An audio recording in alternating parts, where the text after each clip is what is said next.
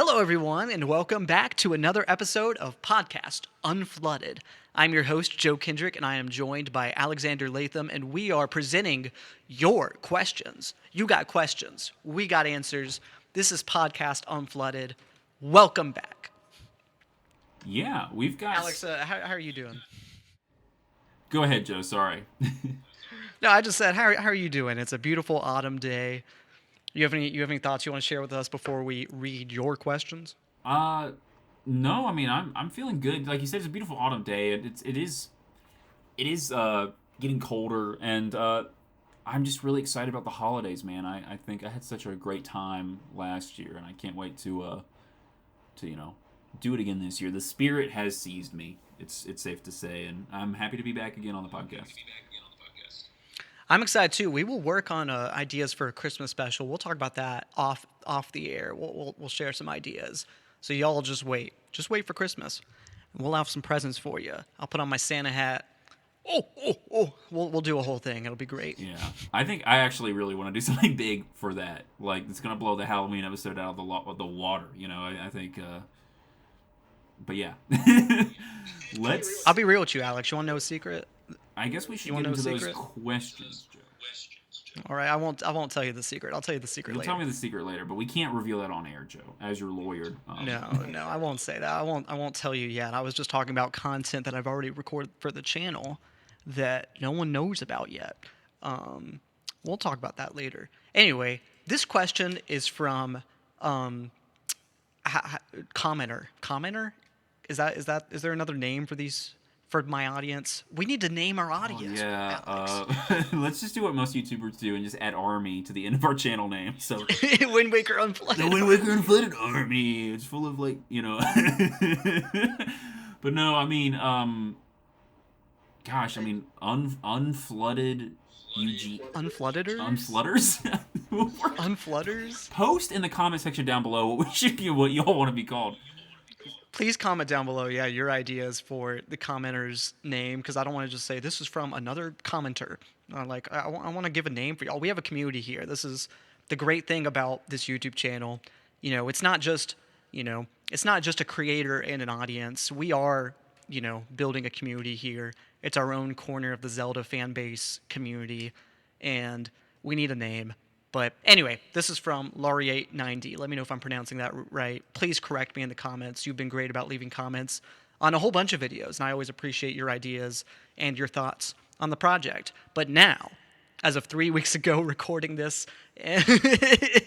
you have let us know, you've given us a great idea for a future podcast topic. Alex, do you want to read the comment? Yeah, he left they left a couple comments, and I really like this one. But let's see. So it's this. I've got a question for a potential future Q&A. What would a game set in the Wind Waker Unflooded map be like? What would it be called? What would its theme be? Its central conceit or new mechanic? Its story, or I think they make concept, but its story. Would it be linear, open world? Obviously, game creation isn't your goal, but it could be fun to think about. And I completely agree. I know many people want a Wind Waker Unflooded game, and I wish we could give it to them. But it has been something we've stated from the beginning. It's not going to happen. But I do think it's fun to conceptualize and think about. So thank you so much for this question. And Joe, I want to pass it off to you. I guess kind of looking at it. What would just go ahead and tell me what you think a game set in the Wind Waker Unflooded map would be like. Yeah. I mean, I guess just to reiterate what you said, I mean, on this channel, what we're doing is focusing on the 3D modeling of this map. That is what this is. We're not distributing anything right now. I have no plans of making. I haven't said the F word. I will say there's an F word. There's several F words I haven't said on this channel. One of those F words is fan game, and I haven't said that on this channel once. And so we're saying it for the first time because that's not within the scope of this project. That's not what we're working on. This is a 3D modeling art project. This is fan art. That's what this model is. And I don't have any plans of making a playable version of it, though I do think as a part of making the map, I've wanted to think about its story, its narrative, because really, I guess I see this map, even in itself, as a piece of storytelling. By creating the environment, by working on this 3D model, in storytelling, it's not just a writing form. but through the map making, the model making, it is telling a story about the way that we choose to work on different locations and represent those and pull from other games and the world that we're creating. This world is a piece of storytelling. So this is something I've thought about and want to continue to think about, even just for the purposes of making the model. I think it's great to have a conversation on what the story is, and I think world building and asking those questions. I think this is a great question to help facilitate even just that part of the process, even if we're not actively making a game on this channel. For sure, and I just want to reiterate, their Nintendo lawyers are not off screen right now, pointing some sort of weapon at us. We are actually really chill and free right now, so please do not worry about our safety. But yeah, I mean, I think it's a good question to ask, even if, like you said, we're not making a game here, but it is interesting to say, okay, as we're developing this world, thinking about what kind of story you're telling, what kind of theme. Laurier kind of posted another question on the same episode 3 weeks ago about power generation and oil, and Dragonborn Express responded with the idea of like a Mad Max style Zelda, and Laurier, it's like, ooh, there will be blood Hyrule. And I do think, like, to me, when I think of a theme for this, I'm almost wanting to kind of lean into this rise of industrialization and this idea of monopolies, and having like a Hyrule version of like the Vanderbilts or the Rockefellers or something. Maybe it's a time where the nobles are getting very rich off of this, and consolidating even more power. Because, I mean, I think it is kind of pointed out in Wind Waker Unflooded, or not Wind Waker Unflooded, but in the actual Wind Waker game, that like Hyrule before the Flood was advanced, but also was kind of had grown like greedy or gluttonous, right? It was, there was hubris there, I should say. So I think definitely leaning into that kind of story would be really interesting. I agree. We're shown several examples in game of within the world of the Wind Waker. There's a level of technology that's present, but part of the game story, as you play the game, there's this moment where Tetra the pirate has this strange stone that allows her to communicate across a great distance, and she slips a piece of the stone into Link's pocket, and they're able to talk through no matter how far apart they are. And then it's revealed about halfway through the game, we're talking to the King of Red Lions, who is, manifests as the King of Hyrule. He says, oh, that stone that you had, that crazy little magical stone, that's actually something that was developed by your ancestors before the Great Flood. This is an example of Hyrule's technological / harness of magic, and the technology that they were created, through that, before the Great Flood, and what they had mastered, and now we just have a small piece of it. And so I don't know. There's all these great examples that are implicit through the story of the Wind Waker. That's absolutely what Wind Waker Unflooded is about. I really liked the way you put it, because to me, the theme of Wind Waker Unflooded, and like I said, this is something that you can really imagine exploring in a game. But even just within the model itself, I want to help tell the story of this world that is how do I put it? It's gilded on the surface, but it's on a decline. It's something that is about to fall, and showing what are its weaknesses. This great society that looks like it's nothing can get in the way of it. How is it so easy for Ganon to rise again and be such a threat that the only solution is to destroy the entire kingdom, is to literally bury it all beneath the waves? That means it's not just Ganon that's an issue. That means the kingdom itself, has gone to a point where it's about to topple. So what does that look like? And I feel like I've barely scratched the surface on all the different ways that could manifest. And I guess, that's something I'd love to talk to you about as well, Alex, about different ways that society can crumble. And maybe, I don't know, do you have any other ideas of ways to show that? Because I'd love to get more into showing, the differences in class. I think that could be a big part of it, class systems. And, I think a kingdom that maybe wants to unify itself politically, but is not unified through its people, that could be part of it. I don't know. These are things I've been thinking about. Yeah, I really like that question, and I guess I like that you kind of described it as gilded, because my immediate thought is thinking about the Gilded Age in the United States, which I think is maybe my favorite historical period for the United States, and kind of broadly maybe my favorite historical period for the globe, because it was super interesting. But yeah, I mean, I think there's a lot of ways you can kind of show that, maybe showing kind of the relationships between like Hylians and the other races of Hyrule? You know, are these other races kind of getting pushed out of their land? You know, is there an oil deposit near Goron City where Hyrule or the Hylians' greater military might is able to kind of force them into these like unfair treaties and such, where it's like, okay, we own all this valued land, we're slowly pushing you out. And I think you can even depict that in the world with within like Hyrule Castletown in itself. If you wanted to, you have these really nice areas, but maybe there's a very large, dirty, slum district that does make up a good, portion of the city size. And, I don't know. If we were ever to explore it as a game, I think if we were ever to look inside a factory that might exist within Hyrule Castletown or anywhere in Hyrule, I imagine the conditions would be quite bad.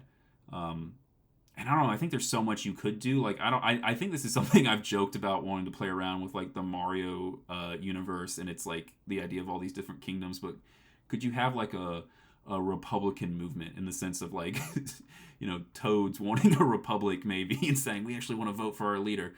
I think you could see the bedrocks of like a democracy being built. Movements like that within Hyrule could be popping up. How much you want to lean into that is up to you, but I do think it's.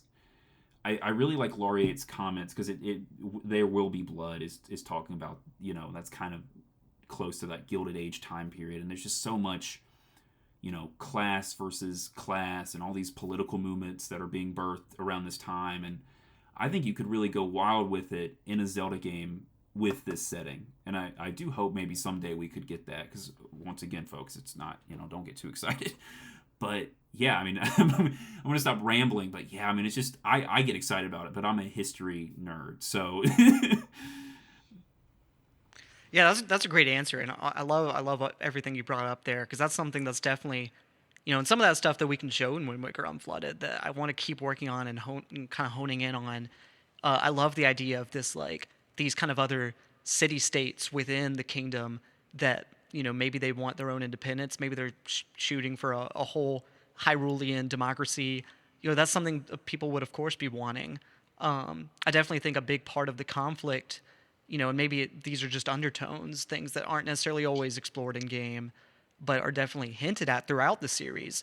I think, especially in Ocarina of Time and Wind Waker, I think we are kind of, there are undertones of a Gerudo and Hyrulean conflict because they're both referred to as kingdoms. Ganondorf is a king, and he's referred to as the king of the Gerudo, and yet it's also a part of the Hyrulean kingdom. So there's tension there, and about what are their own political ambitions. Ganondorf talks about wanting literally the land of Hyrule, and I think that there's so much stuff to get into there with, and I hope the movie does this. That's a different discussion, but I want like some discussion of, I really see that as kind of like a promised land acquisition. How's that factor into their religion? But especially through like, I love to kind of model different like democratic centers, because I think that's something you could show in individual cities, right? You could show, this is something we see in Tears of the Kingdom even, that there are cities that want to have their own mayor, and maybe they're a part of the overall kingdom of Hyrule. But I think even in Wind Waker Unflooded, it'd be really cool to kind of show that. Maybe Kakariko is growing, and it's developing, and maybe it wants to have its own mayor, and we can see that in Wind Waker Unflooded. I can model a city hall for Kakariko that we've never seen before. That could be fun, and I'd love to kind of get into that stuff. Same with kind of other cities. I think it could be really interesting to show that. What is the Outset Island village? How's that expanded? Where's that come from? And is that something that, how much political agency does that have? I'd love to, I mean, that's something you see in the map, and I'd love to kind of show that. Mm-hmm. That's a really good point. And yeah, I like the idea that you mentioned of these kind of city states and villages that are on the periphery that are able, that, are more self-sufficient, and so are maybe given the chance to practice this democracy and practice more self-rule. I think a lot about, like, obviously the rapid expansion into the west of the United States, right? And, the sort of, I mean, it's sort of a, how exaggerated it is, I don't know if I can say, but, the Wild West was wild, right? And there was all kinds of conflicts between these, white settlers and the indigenous population, and you've got, like, outlaws and bandits, and you've got, federal agents, and you could watch Tombstone or whatever. It's all kinds of stuff. But yeah, you might see, I don't know. I like what you mentioned about like mayors and stuff. You would have like a town hall or some sort of city council maybe. And if the world hadn't eventually gotten flooded, yeah, it'd be interesting to think about where Hyrule would be. Would you eventually see the monarchy kind of giving in and saying, okay, we'll give you like a parliament, but we're still going to have like a House of Lords, right, where we can kind of veto stuff if we want to. I don't know. I'm always interested in political history. As I said, I'm such a nerd about it, and I would love to see that in more games because I just think it provides really interesting stories that I think are based in reality and maybe are based in current reality even. And yeah, I mean, I'm excited about maybe in a hypothetical game. I think it'd be really interesting to explore. I totally agree, and of course, in gameplay, that's something where you can definitely, you can imagine interacting with NPCs, participating in democracy in elections. I mean, I think Wind Waker, like, it got away with having an auction system. Imagine that being a part of a voting system where, press A to, when this candidate, make sure everyone cheers the loudest when this candidate after they give their. I don't know, man. You can imagine gameplay for that. No, I want a quest where like Tingle is running for mayor in a town and he's the Tingle party. And you have to help Tingle win this election. And maybe it's a little shady. Maybe Tingle is like corrupt actually, but like, yeah, I think you could actually have a lot of fun with that. See, like you said, I think it inspires like fun gameplay ideas, and maybe they're in this game, there could be various factions within Hyrule who are advocating for different things. Maybe some people are like, okay, we want a absolute monarchy. Some people want some sort of constitutional monarchy, and some people are full on like, we want a full on democratic republic. And maybe you can interact with these factions and do quests for them, and maybe even eventually pick a side, hypothetically. I just, yeah, I think there's a lot you can do with that. And I just, yeah, Tingle 2024, folks. Let's make it happen. It's not Yeah. too late. Yeah, I kind of want to get into one more story point and then maybe ask kind of more gameplay questions and kind of orient it around that. But, I mean, these are all things that impact the project in some ways, even, like we said, even if this is a hypothetical, these are all questions worth asking. But, I think about in Twilight Princess, there's this place called the Hidden Village, and it's this old town. It's kind of a ghost town as it's presented, but it's this place it's not on the map immediately. It's this place you kind of have to find and get to, and it's this whole place, and there's people living there that you don't even know, and it's totally off grid. And I think it'd be cool to like kind of think about that within Wind Waker Unflooded as well, maybe deep in a canyon. It's not something you immediately see, but then there's this whole kind of ghost town that's occupied in its own way. It's not something the Kingdom of Hyrule itself would know about. So not only are they self-governing, it could be a place of anarchy. And like, what would it mean if thieves took it over or monsters took it over? How would that impact, the world? How would that impact their own governance? And, is this like, I think about what does Obi-Wan say about Mos Eisley, right? It's a Yeah, a hive of scum and villainy. I would love like some sort of Wild West hidden village out in this Wind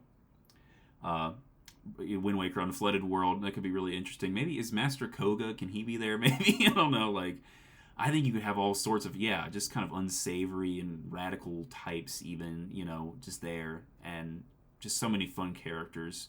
Is Groose maybe leading a band of anarchists or something trying to take down the evil king's reign? Who knows? I don't know. It's kind of, maybe it sounds silly, but I think it's like really fun to think about. It's very different, and I like what you mentioned about the idea of the hidden village, because I think about like railroads coming out west and how small towns, now that people weren't traveling by road, they were traveling by rail, and the rail completely circumnavigates or goes around this town.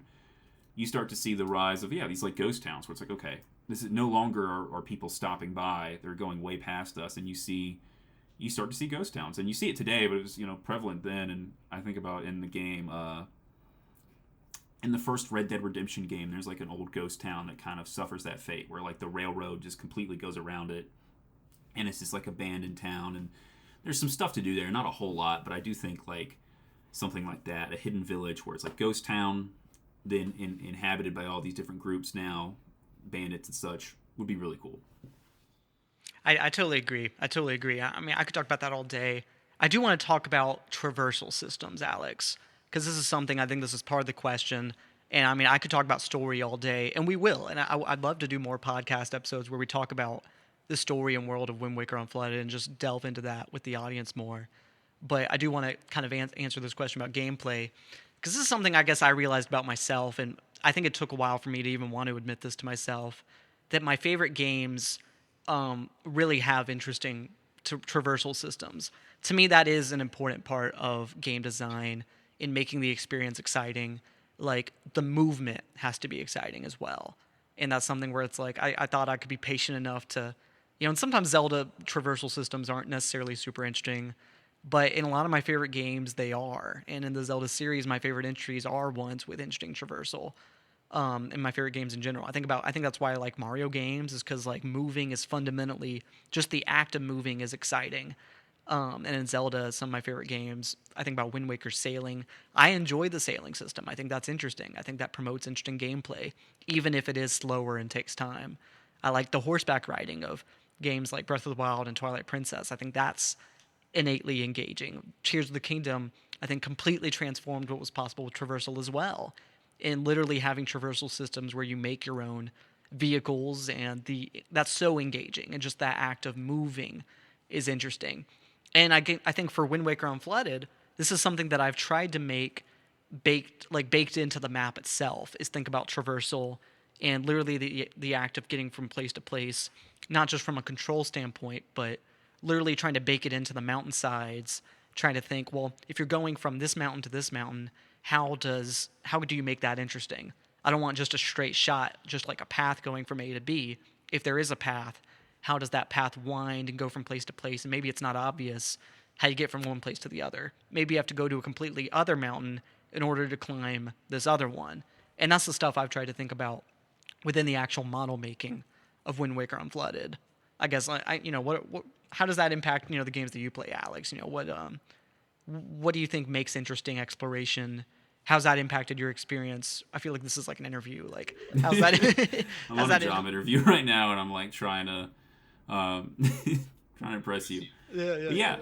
I mean, it's a good question because like I think traversal is such a big thing, and I think for me there are two parts. Like, does it feel good to move around and get from place to place, and also, are there interesting things to find that are from place to place? Like, do you have that feeling where it's like I turn a corner and there's something new, or I see something in the distance and I know I can go to that? And I think the success of Skyrim, for instance, even if like I think it has been criticized, from hell and back, over time, and at times very rightfully, like, it's crazy how much stuff you can just find, and how much you can just walk into a random cave and there'll be just like this, hella unique quest with unique items that you're not going to find anywhere else. And you just stumbled upon that. And so for me, it's obviously like, yeah, filling out the Wind Waker world with very interesting things is obviously part of that. But how would you get around? I think it's a good question. And honestly, I'm leaning towards maybe something very basic where it's like, yeah, you can walk, you can ride a horse, you can take a train. Maybe you could have like a carriage, and that might be fun. Like, instead of having your boat from Wind Waker, maybe you have a customizable carriage that allows you more inventory space. Maybe you can even recruit certain members of the population to be in your adventuring party, and obviously upgrading your carriage maybe makes it so that you can have more of them. Maybe something like tying that system together, tying multiple systems into the traversal system itself could be really interesting. That's kind of where I'm leaning at. Because like I said, I think there's a lot of obvious stuff. And you probably want to add the glider back in from Breath of the Wild, because we love I mean, Breath of the Wild did the glider, and every game was like, we gotta have a glider. And that's fair, actually, because it's fun. Even Mario Wonder had a glider with your hat, and that is game of the year. Best item in the game. But yeah, I said what I said. I think something like that carriage system, maybe. I don't know. Maybe everyone's like, that sounds boring. But well, no, I totally agree, and I like what you said about putting different systems into that and having the inventory system even be a part of that. Something I've thought about, like I don't know. I think game design is something eventually I'd be interested in kind of experimenting with that medium in some way, because I do feel like I have things to express in that, even though Wind Waker Unflooded is not a game design project. It's very much adjacent to that, and I'd love to actually get into game design eventually. And I think a concept that I feel like I'd like to play with is like trade in games, and that's very much inventory management is a part of that, and transporting materials and just that act. I mean, I think about different kind of city simulators, and just sometimes that can still be an interesting process. And I think about Minecraft even has like treasure chests. You have your inventory that is on your person, but then you can also place items in chests so you're not carrying around super valuable items in case you die, or you just have different, literally a part of as you farm, you can keep things in chests. And I think like a carriage system with a moving chest space where your inventory can, I think that'd be a really interesting thing to put in Zelda that I don't think it has existed in the series. And treasure chests have been a part of the series since the beginning, but that idea of using that to allocate inventory management, I think that'd be a really interesting system to play with that I could definitely see make sense if all of those other systems are beefing it up as well. If it becomes important to have many different items that play a part of the story, whether you're trading items between different towns, it's something that in this world that is preparing for war in a sense. Like I think by the time Wind Waker Unflooded is happening, Ganondorf has already started to assemble his forces and is preparing to attack the castle. Even though Castle Town has not been destroyed yet, his forces would definitely be growing. So transporting weapons between towns could be an important part of gameplay. Transporting raw materials, maybe there's trade routes that are blocked off and they can't access water or food or whatever it is, and just being able to transport that between towns. I think that could be interesting, and that's something that playing into that, in addition to a combat system, could really show you these just the realities of warfare, and that trade management in addition to combat, I think could help tell that story as well. Yeah, I really like that because I think about the kind of monster hunting squad from Tears of the Kingdom, and I really almost wanted that to be expanded where it's like I do want to kind of rebuild Hyrule. Um, and I think you could definitely maybe do something like that in this Wind Waker Unflooded hypothetical game where it's like supplying towns and like you said keeping Ganon's forces at bay, maybe tying that into the faction system where it's like oh maybe certain towns represent like I said this different political factions and that can change what kind of shops they open, what kind of how the economy works. I mean, it's kind of wild. I know. Maybe I'm asking for like this huge mega game that would be kind of tough to exist. But then again, it is all hypothetical, so I'm just having fun here. I definitely think if we were actually to develop it, which we won't, so don't get too excited. I'm sorry, I love the joke to keep reminding people, but it's fun to think about. Yeah, and I like what you bring up. That idea of rebuilding Hyrule, because of course, for Wind Waker Unflooded, this is Hyrule at its peak. It's industrialized. It's like I said, like we've been talking about. It's gilded. It's a very it's Hyrule maybe at its best that it's ever been because it's kind of right before this giant fall again. So it's with that. I think rebuilding Hyrule wouldn't necessarily be part of it. But like you said, that idea of picking sides and seeing like in this discussion of different cities being more or less independent, I think it'd be a really interesting gameplay element to interact with those elections, trade resources, and all of that play into this idea of like, are they going to come to your aid when there are other places being attacked by Ganon's forces? I love like a great outpost defense system in different games, and we've talked about this before. Like, and if I was designing a game, I'd love to kind of have that element as well. Um, that idea of like just like allocating resources to different outposts that are being attacked by enemies. And I've seen it like in games like Battlefront 2. I love its outpost defense. I mean the Battlefront games in general, specifically the old Battlefront 2 is one of my favorite games to just like put on and play. I think about the Hyrule Warriors games, and I'd love to take that further, integrate that into the story and this world at war. Kind of like, can you make sure that all your outposts are willing to defend each other? And if there's that's part of a greater system, and within that you can have elections that change whether they're willing to defend each other. You can give them resources so that they're able to send combat troops between locations, and that would be ambitious, but I also think you could represent that in simple terms and using the conventions of Zelda, using its combat systems, its inventory management. I think you could create larger systems using the language of more conventional Zelda systems. Yeah, I think that's a really good point. Like, I think there's so much to build off on, right? With these, like you said, there's always been like chests in Zelda and this inventory, and then how can you kind of have this engaging like inventory management, even on like a larger scale, and just and everything you said, because like I don't know, I like when games try new things and kind of try to push themselves in this bolder direction, and I think Zelda is good about that by saying, okay, like let's not just like listen to fans, but let's try something different. Like let's try Skyward Sword after Twilight Princess. Let's try Wind Waker after Ocarina of Time. Um, and I don't know. I think, and maybe like I said, maybe it's just because I am like getting older, maybe. But like, yeah, I really want to see them get kind of crazy with it. And the Wind Waker Unflooded world, to me, has that opportunity, and I really appreciate you doing that in the modeling, because even like outside of what you've talked about, like what we've been doing with it has been, I say we, I mean what Joe's been doing with it has been really interesting, and it feels so unique to, I guess, you and your vision of like Hyrule Unflooded. And I think and everyone who would, if everyone could make their own 3D model of Hyrule Unflooded before the flood and Wind Waker, I think each one would look really different. I think that's like really cool.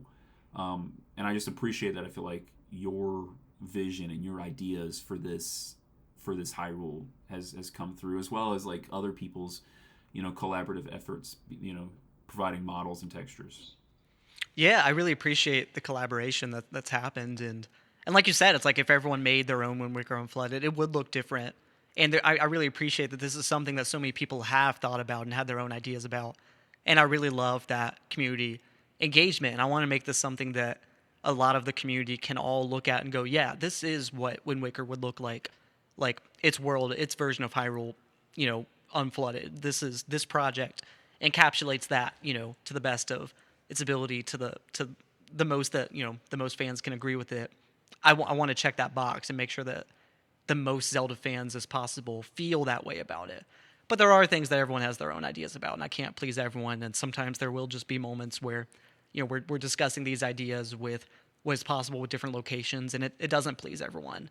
And I think ultimately, like, yeah, like this is fundamentally this is my project, and I'm gonna, base it off of what makes sense to me and within my vision. But I do want to make everyone happy if possible. As long as the ideas don't contradict each other. But if they do, then I can't please everyone. But I think that is a fun process, and I think it's something that I think about this sometimes because this is something I didn't realize would be part of the project. But just that idea of having discussions with the audience and thinking through y'all's ideas and talking about them, and I really enjoy that, and I want y'all's feedback, and I've realized that really is a directorial process that I don't think everyone would have been ready for. It's not just an artistic process, but balancing everyone's ideas is very much directorial, and I enjoy that, and I think I feel like I handle that as well as I can, but I guess I've definitely kind of I didn't realize that at first that would be part of the project, but I guess like let that. I don't know if there's a point that I'm trying to make there other than that was kind of a secret challenge that I didn't expect to find with Wind Waker Unflooded, but I appreciate it and I do enjoy it and I want the audience participation at the end of the day. Yeah, we appreciate it. I know you do, and I just appreciate watching you make something that's had such a. I mean, this is your biggest audience yet, and that's awesome. I mean, that makes me so happy as someone who has been obviously following your stuff for years and helping out where I can. And I think it's tough because, like you said, there's. And are you, when you're making a piece of art, when you're making something, how much of it is for yourself, and how much of it is for a hypothetical audience that you want to enjoy it as well, and it is tough too because this is an existing franchise, and I'm sure there's like a lot of what we said today that Zelda fans are like, I don't want that at all, and that's totally fair. Like I totally get that, because I think that just happens. It just happens with such a huge fan base and with a game series that has so many traditions and stuff that you don't always want to break. But it is fun to like I said, I've said it a bunch, but I think it's really fun to think about and speculate on. And I want to thank Laureate again and Dragonborn in the comments. I really liked reading y'all's discussion. I hope you enjoyed talking about it because I really had a lot of fun actually reading about it and thinking about it. We're thinkers here. But I will say, I guess, we've actually gone over our episode limit by quite a bit, but I had a lot of fun, and I hope you all did too. And if you watched this far, thank you so much. We really do appreciate it. You know, give yourself an ice cream for or something. Treat yourself. You know, I'm sure you've had it. It's been rough, I'm sure. I don't know. But thank you, fans. We really do appreciate it. And Joe, I'm going to stop talking now. No, I totally agree. Thank you for asking that question, and I'd love to keep unpacking this in different ways. You know, not just framed within this question, but thinking about you know, like we've said before, just and figuring out the story of the world of Wind Waker Unflooded. I'd love to keep unpacking that in different ways and having discussions about it. And I think the podcast could be a great medium to keep asking questions about the Wind Waker Unflooded world and story, and participate in that. But yeah, without further ado, thank you all so much for watching. Comment down below any other questions that you have for us, anything you'd like to see us tackle in the podcast next. So thank you so much for watching. Peace and love from us to y'all. See ya.